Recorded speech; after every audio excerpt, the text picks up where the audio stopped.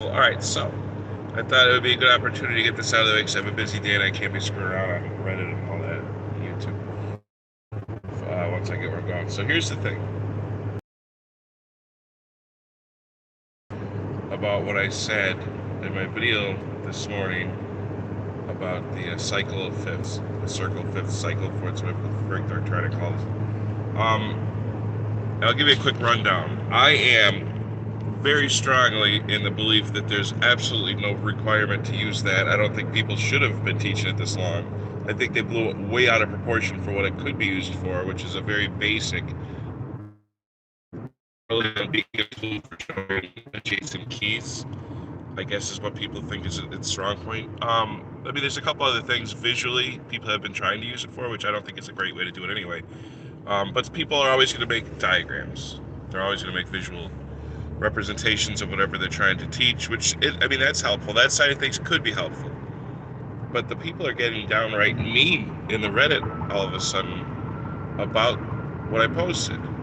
A little in two spots. Some of them are. Some of them aren't so bad. Of course, a lot of people like what I'm doing because it's right. But anyway, so there's one person in particular who's, first of all, I don't even think they said they didn't watch the whole video anyway, which is strange to start typing with limited info. It's kind of indicative of some certain personality types, I guess. I'm like that sometimes, actually, which is bad. But all right, so here's the thing.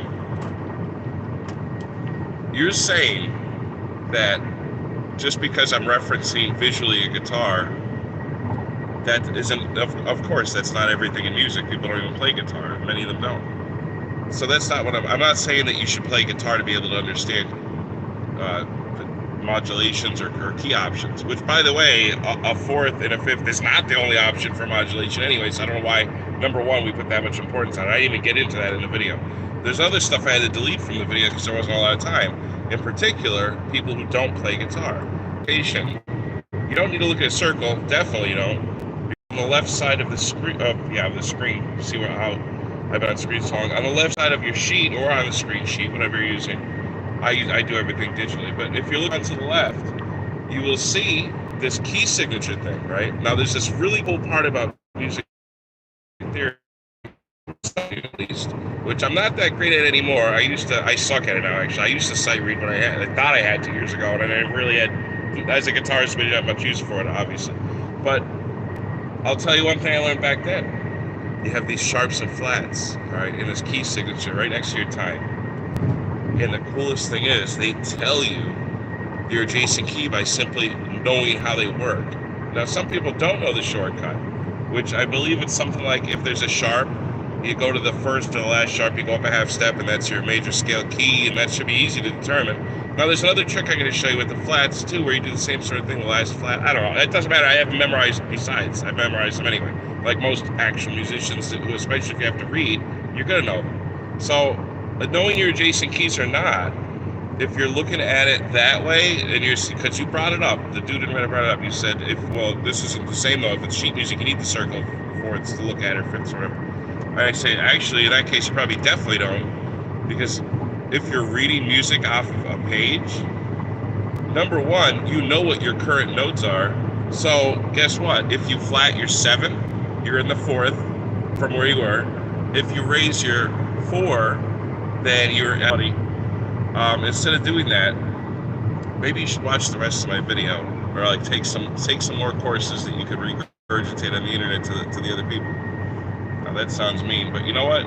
It's the reality. You know, you're coming at me saying, "Oh, you taught 15 years, so you're going to say what I'm teaching is wrong." It's absolutely teaching of a 4th or 5th. You shouldn't be teaching guitar. In fact, I don't think you should be teaching anything. I'm sorry, I'm not trying to be mean. All right, I'm trying to read your comment. The Irishman. Oh, hello again, Irishman. If people don't know music theory, well, yes, that's correct. You 100% definitely need to know at least. Anyway, the internet sucks wherever I'm driving here, apparently. But here's what I'm trying to say. Maybe I can get it out this time before the internet goes out again. The information that we're using of how to notice adjacent keys, meaning scales that are only one note away from whatever you're currently using. All right, that's the 4th and the 5th in relation to wherever you are. That's a weird circle. Silly. I don't think it's. First of all, you shouldn't be using some external tool other than your own instrument, unless it's the very first day or maybe a week that you're learning this, and you need some weird visual reference. And in that case, again, even in my video, I think I said this. I don't think a circle is always the best way. I do understand it's cyclical in nature because you loop back around. So that does make sense. I get that side. That's not too dumb. But I don't think that it's one particular way to modulate. So I don't think it necessitates its own graphic that we use this hard. Now, if it was like something, it's like a little aside that you see in maybe a book down then, it's like, oh yeah, there's this thing you can use to visually, just to notice, it's like a chart, just to see your options in case you don't understand how music works, right? That's a good learning tool like that. However, you constantly see people talking about this thing online as if it's like something, if it's like it's the key to understanding music theory or something, and it's not. It's absolute trash in that regard. It's nowhere near as important as people are trying to make it out to be. Not even a little bit. All right, so an analogy I gave is this. If you're a pro chef, like this guy said he's an expert guitar teacher or something, he's been teaching, not even half as long as me, by the way, but anyway, if you're going out there and you're saying, oh, I'm an expert chef, and guess what I do? I have this chart on my wall of flavors, and before I make anything, before I invent a new dish, or cook dishes I've been cooking my fucking entire life, I'm going to look at that chart. You're telling me that this chef is going to look at that? You get what I'm saying? Like, it's ridiculous to assume that actual musicians who are composing music, either for a job or even for fun, right, are going to need some goddamn circle. Like, you're telling me John Williams is on. Wait a minute, we got to modulate up a fourth, guys.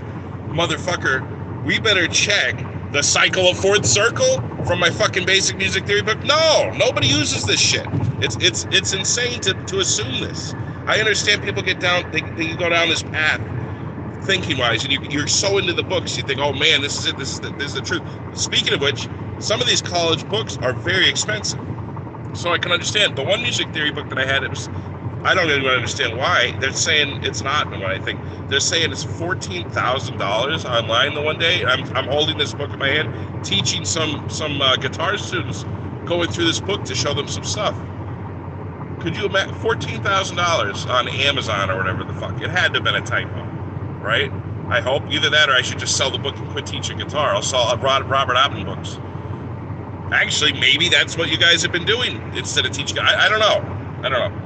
I know I'm being a wise ass again, but here's the reality of it. Honestly, if you get past the ego of saying I've been teaching this long and I know this and that, I studied long enough, so I definitely should be able to talk about this stuff too. Do you actually use it yourself? Do you seriously, honestly say I better check the cycle of fifths or fourths or whatever you're calling it over there before I could write a song? Or before, like if you mentioned sheet music. So if you're reading, if you're somewhere and they said, here you go, here's the song, quick play it, right?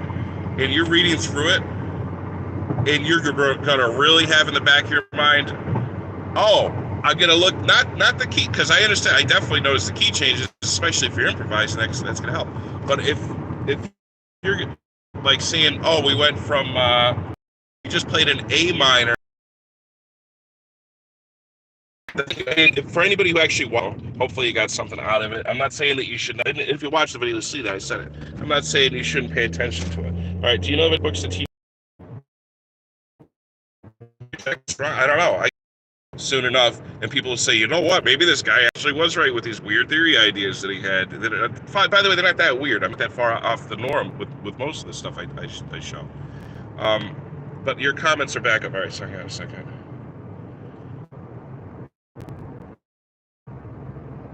Oh, hey Peter, what's up? I'm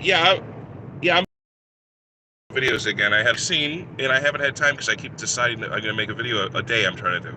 That's my goal, at least for a while. And it's fun, and it's good for me to be able to do this. And thank you guys for watching, because if nobody's watching, I'd think I'd be like a psycho for doing it a little bit. And that does. Now I know I'm on YouTube right now, and the problem is this: for some reason, YouTube doesn't give a shit about me as far as like promoting me. I looked at my stats the other day. 95. I might have been more, but it was about 95 on average. 95% of my views, even recently, is from like Reddit or external sources. None of it is from my own, excuse me, my own subscriber list on YouTube, which means YouTube is hiding me from my own subscribers, or they're just my subscribers are dead. Either I have like 6,000 or 7,000. Obviously, it doesn't matter one or the other. YouTube's gonna be dead soon, I'm sure. If that's what's going on, it's not gonna last long. And speaking of which, fucking TikTok, holy shit, TikTok seems to be blowing up. That place, I like that the videos are so short, but it's difficult. Anything true, unique, different is not important to YouTube. Yeah, you could be right. It could. Well, that's the other thing too. I have to consider the platform I'm on. That's a very good point.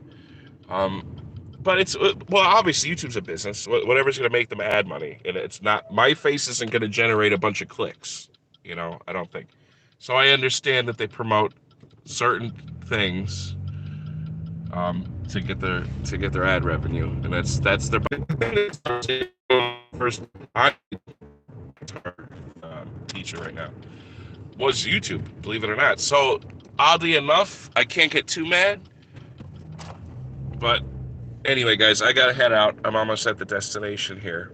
So thank you very much for watching, and I will be I'll be making more stuff. By the way, yeah, if you guys have any questions, let me know. I'm gonna be